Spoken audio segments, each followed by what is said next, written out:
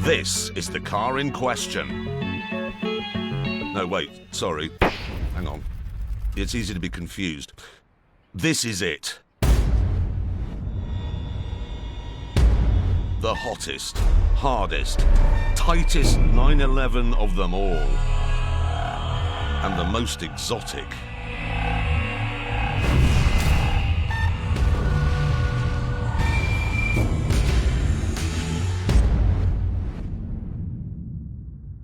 It has the fattest back tyres I've ever seen on a road car. It has scaffolding in the back for stiffness, carbon fibre body panels for lightness. The roof is made from magnesium, so if you turn it over and there are sparks, there'll be a blinding flash of light, and then you'll have a convertible.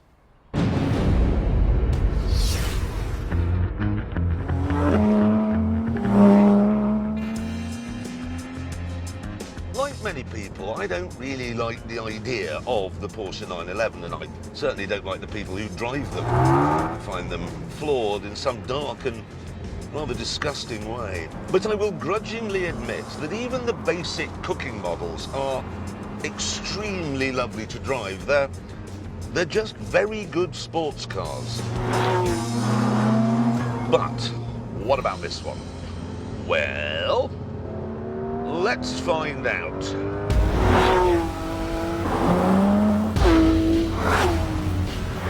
Straight away, I can tell you the engine is incredible. There's no turbocharging, it's just a 4-litre flat 6, but you get 500 horsepower and it's redlined at 9,000 RPM.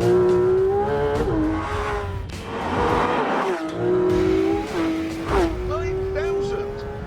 That's bike territory. But the best thing is the way it goes round corners. Because it's got 4-wheel steering and because the engine is sitting right over the rear axle, the grip is just astonishing. I've engaged all the hero buttons down here, turned all the electronic driver aids off, and let's see if I can unstick it. In here, far too fast, into Swindon swings.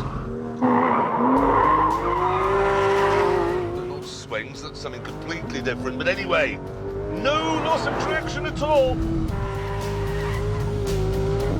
I thought when I read the spec sheet on the RS that Porsche had tried to make a supercar, a rival for Ferrari and McLaren and Lamborghini, but they haven't. It's still a sports car. It's still chuckable and deft.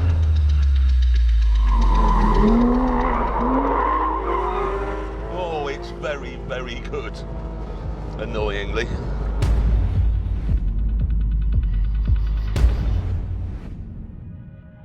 But is it as good as this? The BMW M4 GTS. Like the Porsche, it's made from exotic lightweight materials and fitted with scaffolding instead of back seats and enormous tyres. It looks good, but there are some problems. When you arrive at a small speed hump in the Porsche, you raise its nose electrically and all is well. But when you arrive at the same hump in the BMW, you will need a team of men to fold away the spoiler and adjust the ride height. This takes several hours. There are some other issues as well. To give owners a sense they're driving a racing car, all of the storage bins have been removed. There's no cubby hole here, no door pockets. That means there's nowhere to put anything. And I think that on a day-to-day basis, that would drive you a bit mad. Then there's the ride, which is extremely bumpy, and the drone from the tyres, which is horrendous. After 10 minutes on a motorway, you will have a headache, and you won't have any headache pills with you because there was nowhere to put them. Now, at this point, I would normally use the word however and start talking about the car's good points. However, I can't, because I'm struggling to find any. The engine, for example, has water injection, which sounds cool. But it means that every third time you fill the car with fuel, you have to fill a water tank in the boot. I don't know, but I'm not sure this is very high-tech. And then there's the steering, which in comfort mode is horrid, and in sports setting is even more horrid. That said, the steering wheel is nice. It's good and thick. It's like holding on to something from the Ron Jeremy range. And the seats aren't bad. But other than that, no.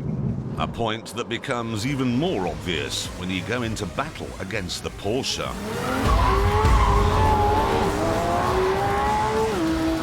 We both have around 500 horsepower. Both have a top speed of around 190, but the Porsche is a lot lighter. Probably because it doesn't have a tank full of water in the boot.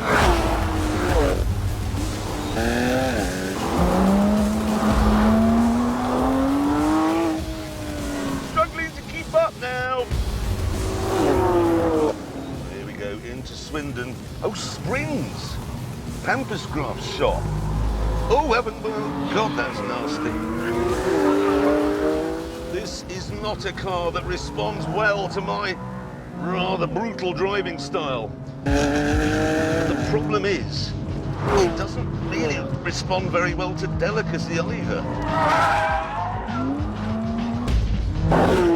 This competition here now between these two cars is like a boxing match between an actual boxer and someone who thinks they're a boxer because they're wearing satin shorts.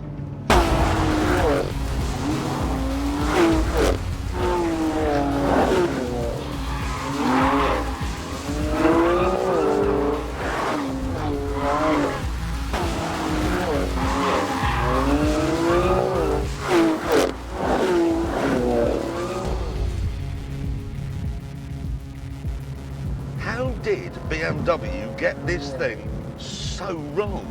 Oh, God. It's twitchy, it's unpredictable, and in the rain, it's somewhere between spiteful and undrivable. Oh, God, undrivable.